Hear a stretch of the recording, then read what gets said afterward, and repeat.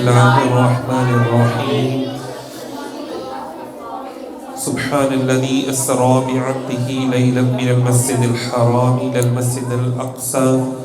صدق الله العظيم إن الله وملائكته يصلون على النبي يا أيها الذين آمنوا صلوا عليه وسلموا تسليما محمد سے پڑھے گا صلاۃ والسلام علیک یا سیدی یا رسول اللہ وعلى آلك وأصحابك يا حبيب الله الصلاة والسلام عليك يا سيدي يا رسول الله وعلى آلك وأصحابك يا خاتم النبيين يا شفيع المذنبين يا راحة العاشقين سب سے اولا و اعلیٰ ہمارا نبی سب سے بالا و اعلیٰ ہمارا نبی کون دیتا ہے دینے کو منہ چاہیے دینے والا ہے سچا ہمارا نبی ملک کونین میں انبیاء تاجدار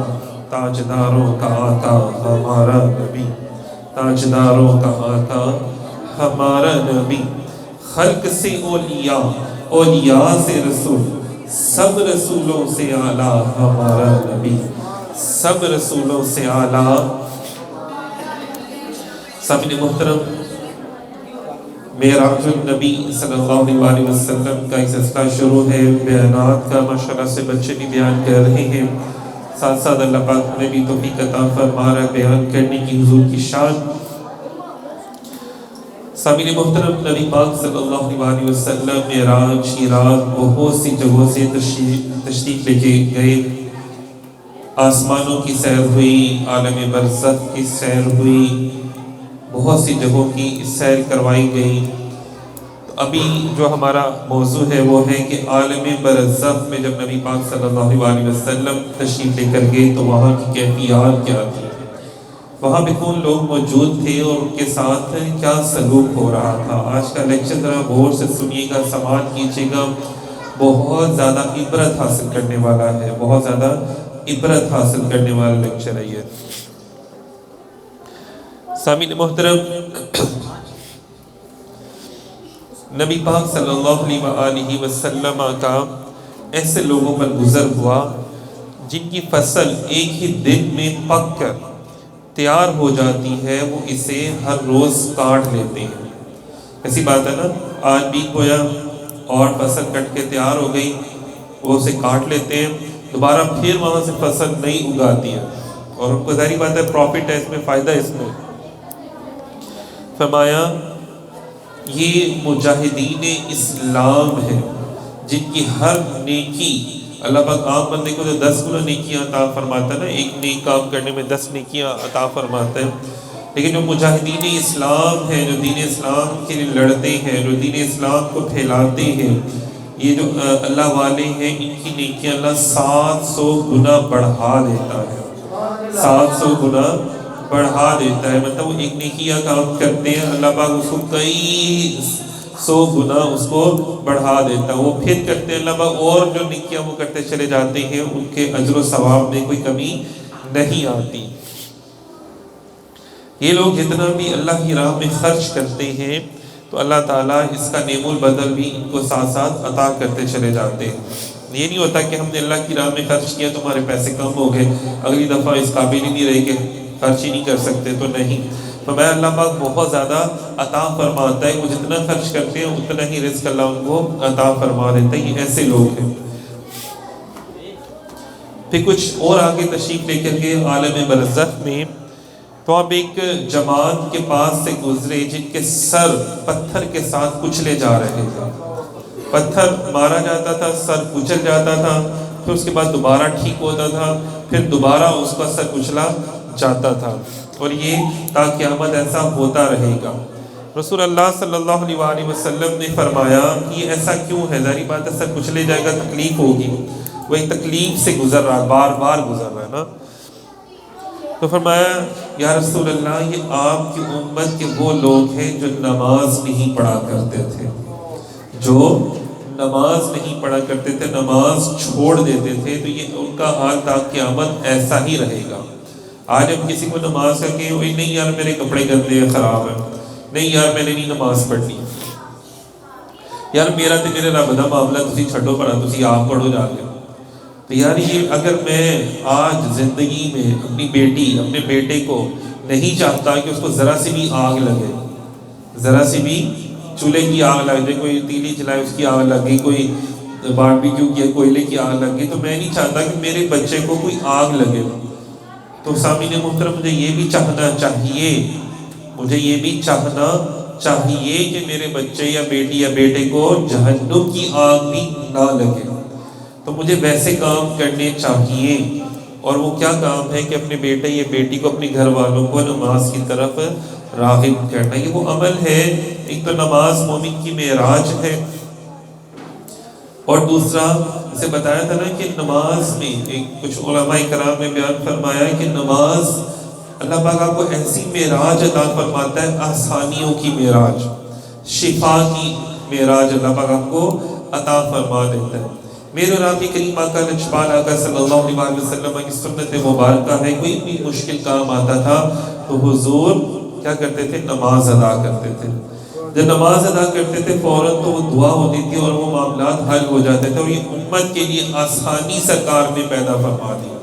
ہم تو رب کو نہیں دیکھ سکتے ویسے، لیکن حضور کی سنت ادا کرنے کا بھی اجر مل جائے گا، اللہ کے حضور سجدہ ریز ہونے کا بھی اجر مل جائے گا، اور دوسرا یہ کہ ہمارے معاملات بھی آسان ہو جائیں گے۔ اللہ تعالیٰ سے دعا ہے کہ اللہ ہم سب کو نماز ادا کرنے کی اور قائم کرنے کی توفیق عطا فرمائے۔ اسی طرح سامعین محترم، ایک جماعت تھی جو اپنی شرمگاہوں، جن کی شرمگاہیں جو تھی نا وہ لٹک رہی تھی آگے اور پیچھے سے، اور وہ مویشیوں کی طرح چل رہے تھے، جیسے جانور ہوتے ہیں نا، بکریاں بھینسیں وغیرہ چلتی ہیں منہ نیچے کر کے، زمین سے اٹھا کے چیزیں کھا رہی ہوتی ہیں اپنے منہ سے، تو ان کی جو غذا تھی وہ تھوڑ اور جہنم کے پتھر ان کے غذا تھے، کانٹے دار جو ہوتا ہے نا پودا، وہ ان کی غذا تھی کانٹے دار۔ نبی کریم علیہ السلام نے پوچھا کہ یہ کون ہے؟ تو جبرائیل امین نے عرض کیا یا رسول اللہ یہ وہ لوگ ہیں جو اپنے مال کی زکوٰۃ ادا نہیں کرتے، جو اپنے مال کی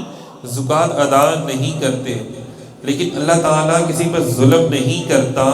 جہنم میں لوگ کیا کرتے ہیں؟ اپنے گناہ خود ہی ساتھ لے کر آتے ہیں، اپنی آگ خود ہی ساتھ لے کر آتے ہیں، اور یہ اسی میں ہی جلتے رہیں گے، اسی میں ہی تڑپتے رہیں گے۔ اب ذرا غور کریں کہ وہ لوگ جو زکوٰۃ ادا نہیں کرتے تو قیامت والے دن ان کا کیا حشر ہونے والا ہے۔ تو ہمیں چاہیے کہ ہم یہ باتیں اپنے گھر والوں کو بھی بتائیں، اپنے دوست احباب کو بھی بتائیں۔ ہمارے میں جتنے لوگ کماتے ہیں لیکن ہم کہتے ہیں نہیں جی ہم ملک میں ٹیکسی بڑھا دے دیتے ہیں، ہمیں کیا ضرورت ہے زکوٰۃ ادا کرنے کی۔ حضرت ابوبکر صدیق رضی اللہ تعالیٰ عنہ نے اپنے دور اقدس میں باقاعدہ ان کے ساتھ جہاد کیا تھا جو زکوٰۃ کے منکر ہو گئے تھے، تاکہ وہ ان کو بچا سکے اتنے بڑے گناہ سے۔ اور پھر انہوں نے مطلب دیکھیں نا، ان کی وجہ سے لوگوں نے زکوٰۃ دینا شروع کی اور پھر وہ کتنے حرام کاموں سے بچ گئے۔ پھر فرمایا کچھ ایسے لوگوں کو دیکھا جن کے ناخن تانبے کے بنے ہوئے تھے، اور وہ اپنے جسم کو ایسے ایسے سینوں کو نوچ رہے تھے۔ ظاہری بات ہے ایک تانبے کے ناخن ہوں گے جیسے چھریاں ہیں، آپ اپنے جسم پہ چلائیں گے کھال اتر جائے گی، کتنی تکلیف ہوگی۔ پھر دوبارہ کھال آ جاتی ہے، پھر دوبارہ اسی طرح ایسی بیماری ان کے اندر پیدا کر دی گئی ہے کہ وہ پھر نوچتے، خارش کرتے۔ فرمایا یا رسول اللہ یہ وہ لوگ ہیں جو غیبت کرتے ہیں، جو لوگوں کی پیٹھ پیچھے ان کی غیبت کرتے ہیں اور لوگوں کو بے آبرو کرتے رہتے ہیں۔ مطلب کسی کی بھی کیچڑ اچھال دیا، کسی کے اوپر بھی کیچڑ اچھال دی، کسی کے بارے میں بھی کوئی غلط بات کر دی۔ جیسے آج کے دور میں کیا ہوتا ہے نا کہ یہ جو ہے ہمارے پاس سوشل میڈیا نیٹ ورک ہے نا، واٹس ایپ ہے، فیس بک ہے، تو لوگ کیا کرتے ہیں فضول میں کسی کے بھی بارے میں کوئی بھی غلط بات جو ہے وہ کرنا شروع کر دیتے ہیں، کوئی بھی غلط بات کسی کے بارے میں بھی کرنا شروع کر دیتے ہیں بغیر کسی تصدیق کے۔ بعد میں پتہ چلتا ہے کہ اس بات کی تو کوئی اصل چیز ہی نہیں تھی، کوئی اصل بات ہی نہیں تھی، یہ تو جسٹ ایک دھوکہ تھا، فریب تھا، کسی کی عزت کو بس اچھالنا تھا۔ اور ہمارا الیکٹرانک میڈیا، پرنٹ میڈیا، یہ جتنے بھی ہے سوشل میڈیا نیٹورک، سارا افواہوں پر جھوٹ پہ چل رہا ہوتا ہے نا، تو لوگوں کی عزتیں اچھالنا، تو ان کے لیے ہے کہ کیا ہوگا کہ قیامت والے دن اپنے ہاتھوں سے اپنے جسم کو نوچیں گے. اندازہ کریں کتنی سخت درد ہوگی، اور آگ میں جل رہے ہوں گے. تب کس کو پکاریں گے کہ بھئی ہاں تم دنیا میں کرتے تھے نا، لوگوں کو بے آبرو کرتے تھے، لوگوں کو بے عزت کرنا تمہارا شوق تھا. جن لوگوں کا شوق ہوتا ہے نا لوگوں کو بے عزت کرنا اور اپنی آپ کی بڑی وہ عزت بڑھانا کہ یار ساڈے ورگا تو کوئی بھی نہیں ہوگا، تو تانوں کی پتا تسی تے چمے ہی نہیں ہے. تو اس طرح لوگ جو کسی کی شان کم کرتے ہیں، کسی کو گھٹاتے ہیں، کسی کی بے عزتی کرتے ہیں، تو پھر کیا ہوتا ہے کہ قیامت والے دن کے ساتھ یہ عالم ہوگا.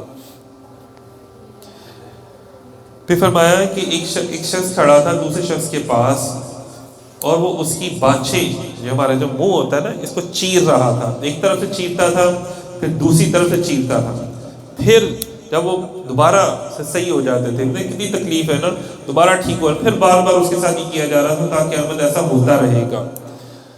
تو بتایا، عرض کیا کہ یا رسول اللہ یہ جھوٹ بولنے والا بندہ ہے، اسے جھوٹ بکنے کی وجہ سے یہ عذاب دیا جا رہا ہے. آج ہم کتنی آسانی سے جھوٹ بول دیتے ہیں نا، چھوٹے سے چھوٹا جھوٹ بھی دیکھا جائے قطرہ قطرے سے دریا بن جاتا ہے. یہ بات تو ہم نے پڑھی ہوئی ہے. تو قطرے قطرے سے بڑے پہاڑ نہیں بن جائیں گے جھوٹ کے. ایک جھوٹ کو چھپانے کے لیے کتنا کچھ ہمیں کرنا پڑتا ہے. لیکن افسوس کہ ہم جھوٹ تو بول لیں گے، لیکن ایک سچ بول کے اپنی جان نہیں چھڑاتے. اور سچ کو بھی ہم نے بہت زیادہ مشکل بنا دیا نا اپنی زندگی کے اندر. اسی طرح کچھ لوگوں کو دیکھا کہ جن کی زبانیں اور ہونٹ لوہے کے آروں جو نہیں ہوتے، بڑی بڑی چھریاں چاقو، ان سے کاٹے جا رہے ہیں. جن کی زبانیں اور ہونٹ کاٹے جاتے ہیں، پھر وہ تھوڑی دیر بعد دوبارہ اپنی اصل شکل میں آ جاتے ہیں، پھر کاٹے جاتے ہیں. پوچھا یہ کون ہے؟ فرمایا یا رسول اللہ یہ آپ کی امت کے ایسے علماء ہیں جو لوگوں کو تو نصیحت کرتے ہیں لیکن خود بے عمل ہیں. خود بے عمل ہیں. ہمارے معاشرے میں کتنے لوگ ہیں جو بہت زیادہ ماشاءاللہ پڑھے لکھے ہیں، سمجھدار ہیں، جنہوں نے دین کا علم حاصل کیا، دنیاوی علم حاصل کیا، اچھے اور برے کی تمیز رکھنے والے خود، لیکن تمیز رکھتے ہیں، دماغ میں موجود ہے ساری باتیں، لیکن اللہ کی مخلوق کو نقصان پہنچا رہے ہیں اور ان کو صحیح بات نہیں بتاتے، اور خود اس بات پر عمل بھی نہیں کرتے. خود اس بات پر عمل بھی نہیں کرتے. اگر کسی کو آپ دال کھانے کا کہہ رہے ہو اور خود آپ مٹن کھا رہے ہیں، کسی کو آپ کہہ رہے ہو کہ بھئی آجزی انکساری اپناؤ اور خود جناب صاحب آپ شاہانہ زندگی بسر کر رہے ہیں. کہ حضور صلی اللہ علیہ وسلم اور ان کے صحابہ نے ایسی زندگیاں بسر کی کہ کسی کو کچھ کہتے تھے خود کچھ اور کرتے تھے. رسول اللہ صلی اللہ علیہ وسلم اور آپ کے صحابہ کی زندگیاں تو وہ تھیں جو کسی کو فرمایا، کسی کو روزہ رکھنے کو کہا 1 دن کا، اور خود تو وہ 8 دن کا روزہ رکھا کرتے تھے. کسی کو کہا خرچ کرنے کا، بانٹنے کا. لوگوں کے لیے تو یہ ہے نا کہ جناب 100 روپے کمایا تو 2.5 روپے زکوٰۃ دے دو، اور خود کیا کرتے تھے 2.5 روپے اپنے پاس رکھتے تھے، باقی سارے پیسے زکوٰۃ کر دیتے تھے. تو یہ عشق تھا نا، مطلب لوگوں کو جو کہہ رہے ہیں خود اس سے زیادہ بڑھ کر کیا جا رہا ہے. یہ چیز کتنی بڑی بات ہے نا. تو ہمیں تو رسول اللہ صلی اللہ علیہ وسلم کی سنت کو اپنانا ہے. اگر ہم اہل علم بن جاتے ہیں، اللہ پر تھوڑا بہت علم ہمیں عطا کر دیتا تو ہمیں خدا نہیں بننا. یہ نہیں سوچنا کہ اگلا حقیر ہو گیا، نہیں. یہاں آپ سے پوچھ گچھ ہوگی کہ آپ جو اس کو کہہ رہے ہیں خود بھی اس پر عمل کر رہے ہیں کہ نہیں کہہ رہے. روایات میں آتا ہے کہ چھوٹی سی بات ہی بڑی پیاری، لیکن ہمارے لیے بہت بڑی بات ہے وہ. کہ ایک عورت آئی، عرض کیا یا رسول اللہ میرا بیٹا چینی بہت کھاتا ہے، شکر اس دور کے جو میٹھا تھا وہ کھاتا بہت زیادہ. حضور نے اس کو منع نہیں فرمایا، فرمایا کچھ دن بعد آنا. اگلے دن جب وہ آئی تو حضور نے اس کو بیٹے کو منع فرمایا، فرمایا اس دن میں نے خود بھی شکر کھائی ہوئی تھی، میٹھا کھایا ہوا تھا، تو میں کیسے اس کو منع کرتا. چھوٹی سی بات تھی، لیکن یہ امت کے لیے درس ہے. یہ امت کے لیے درس ہے، ہمارے لیے بہت بڑی بات ہے. ہم دوسروں کو تو کہتے رہتے ہیں، 3 انگلیاں اپنی جانب ہوتی ہیں، اپنے حالات کو، اپنے واقعات کو دیکھنا چھوڑ دیا ہم نے، جس کی وجہ سے ہم بحیثیت قوم بھی برباد ہو رہے ہیں انڈیویجولی طور پہ بھی ہم برباد ہو رہے ہیں، یہ ہماری بربادی کا سبب ہے۔ خود عمل نہ کرنا، دوسروں کو نصیحت، خود میاں فصیحت۔ خود ہم لوگ کتنے بڑے ہو جاتے ہیں نا، پھر دیکھیں جو یتیموں کا مال کھاتے ہیں، ایسے لوگوں کو دیکھا جن کے پیٹ بہت بڑے ہیں اور وہ زمین پہ لٹک رہے ہیں۔ فرمایا یا رسول اللہ یہ وہ لوگ ہیں جو سود کھاتے تھے، جو کہ سود کھایا کرتے تھے۔ پھر ایسے لوگوں کو دیکھا جن کے ہونٹ، اونٹ ہوتا ہے نا، اونٹ کے ہونٹوں کی مانند ہے، اور یہ لوگ آگ کی چنگاریاں نگل رہے تھے، کھا رہے تھے، آگ کھا رہے تھے، آگ کی چنگاریاں۔ اور جب یہ چنگاری منہ سے کھاتے تھے، جو باتھ روم والی جگہ نا وہاں سے وہ چنگاری نکلتی تھی، تو مطلب پورے جسم کو جلاتی ہوئی جاتی تھی، پورے جسم کو جلاتی ہوئی جاتی تھی، باتھ روم والی جگہ سے نکل جاتی تھی۔ عرض کی یا رسول اللہ یہ وہ لوگ ہیں جو یتیموں کا مال ظلماً ہڑپ کر جاتے تھے، یتیموں کا مال ظلماً ہڑپ کر جانا، کھا جانا۔ اور نہیں یار یہ تو بچے ہیں، تو کیا پتا، چلو ٹھیک ہے، بڑے ہو کے دیکھی جائے گی، اور پھر اس کو آخر کار اس کی ساری جائیداد دے کے اس کو باہر کک کرا دی جاتی ہے، بھگا دیا جاتا ہے۔ ہمارے یتیموں کا مال کھاتا ہے تو قیامت والے دن اس کا یہ عالم ہوگا۔ ساری عبادتیں تو ایک طرف رہ گئی نا، یہ حقوق العباد، یہ بڑا پوچھا جائے گا۔ پھر فرمایا کچھ ایسے لوگوں کو دیکھا جن کا پیٹ اتنا بڑا تھا جیسے کہ گھر ہو، اس گھر کے اندر سانپ بھی بھرے ہوئے تھے پیٹ میں، اندازہ کریں، اور باہر بھی نظر آ رہے تھے۔ فرمایا یا رسول اللہ یہ وہ لوگ ہیں جو سود کھاتے ہیں، جو کہ سود خور ہیں، سود کھانے والے ہیں۔ دیکھیں کہ ان کے پیٹوں میں سانپ بھرے ہوں گے، اور کتنے بڑے بڑے ان کے پیٹ ہوں گے، اور وہ سانپوں سے بھرے ہوئے ہوں گے۔ اسی طرح وہ خواتین جو اپنے آپ کو شوکیس بنا لیتی ہیں، شوکیس کا پیس ہوتا ہے نا، رکھا ہوتا ہے ایک ماڈل، ہر بندہ اس کو آنے جانے والا دیکھتا ہے، تو کوئی خواتین کی ایسی ہوتی ہے کہ جناب ہمیں ساری لوگ دیکھیں۔ بننا سنورنا جائز ہے اپنے شوہر کے سامنے، لیکن اوروں کے شوہروں کے سامنے بننا سنورنا جو اس کا بہت زیادہ گناہ ہے۔ آج ہم لوگ نہیں خیال کرتے نا، گھروں میں ویسے پردہ کرتے ہیں، لیکن شادی ہوتی ہے، شادی بیاہ میں نامحرم محرم ساری دیکھ رہے ہوتے ہیں، اس میں وہی خواتین ہوتی ہے، ساری گھومری ہوتی ہے۔ شادی بیاہ ہو رہی ہے، اس میں یہ تو نہیں ہے کہ آپ کے دین کا جنازہ بھی نکل رہا ہے ساتھ ساتھ۔ اس طرح ہماری خواتین تو دیکھیں نا، آپ ایسے نبی کی امتی ہے جن کی بیٹی کا یہ فرمان ہے سیدہ کائنات کا کہ میرا جنازہ لے کے جاؤ تو رات کو لے کے جانا۔ اور میں نے دیکھا ہے کہ جب کوئی جنازہ لے کے جاتے ہیں چارپائی کے اوپر، تو اس کے اوپر کپڑا ڈالا ہوتا ہے تو اس کا جسم محسوس ہو رہا ہوتا ہے۔ تو جب میرا جنازہ لے کے جاؤ تو کوئی اور طریقہ ہونا چاہیے۔ تو ان کی خاتون ان کے پاس کام کرتی تھی، انہوں نے فرمایا سیدہ کہ افریقہ سے میں آئی ہوں تو وہاں پہ یہ ہوتا ہے کہ اوپر نا ایک ایسا گول سی چیز بنا دی جاتی ہے ٹہنیاں لگا کے، اور اس کے اوپر چادر ڈالی جاتی ہے، اور وہ انسانی جسم سے بہت اوپر ہوتی ہے، تو اس سے انسانی جسم کا بالکل پتہ نہیں چلتا کہ مرد ہے عورت ہے، اس کے اتار چڑھاؤ ہوگا۔ فرمایا کہ جب میرا انتقال ہو تو میرے لیے ایسی ہی چیز بنانا کہ جس میں جسم کے اتار چڑھاؤ کا بھی پتہ نہ چلے، ایک تو رات کو دفنانا اور اس انداز میں۔ تو خواتین کو ذرا سوچنا چاہیے کہ سیدہ کائنات سے پوچھا گیا حیا کیا ہے، فرمایا حیا یہ ہے کسی عورت کو کسی مرد نے نہ دیکھا ہو اور اس نے بھی کسی نامحرم مرد کو نہ دیکھا ہو۔ آج تو خیر ماشاءاللہ بازار ہمارے عورتوں سے بھرے ہوتے ہیں، اور مساجد تو خالی ہوتی ہے، ادھر تو عورتیں جانے لیکن یہ ہم سے 100 مسئلے پوچھتی ہیں، پیر صاحب جانا جائز ہے کہ نہیں جائز ہے مسجد کے اندر، جہاں جا کے عبادت کرنی ہے، اور جہاں پہ جا کے لوگوں نے آپ کو دیکھنا ہے، آپ نے شو پیس بننا ہے، تو وہاں پر کیا ہوتا ہے کوئی مسئلہ ہی نہیں پوچھتا۔ آج تک کسی عورت نے مسئلہ نہیں پوچھا کہ بازار جانا جائز ہے یا ناجائز ہے۔ اگر ہم یہ بات بتا دیں تو الٹا لڑائی شروع ہو جاتی ہے کہ آپ عورتوں کے حقوق کے خلاف بات کر رہے ہیں۔ تو جتنے عورتوں کے حقوق میرے نبی نے عطا فرمائے اتنے آپ سوچ بھی نہیں سکتے۔ ایک عورت اس کو بھیڑ بکری سے زیادہ کوئی عزت نہیں دی جاتی تھی، اس کی اولاد کے لیے اس کے پاؤں کے تلے جنت رکھتی۔ تو عورت کو پھر میں تو کہتا ہوں کہ جسم کا ایک حصہ بھی اس کا اگر شکر ادا کرے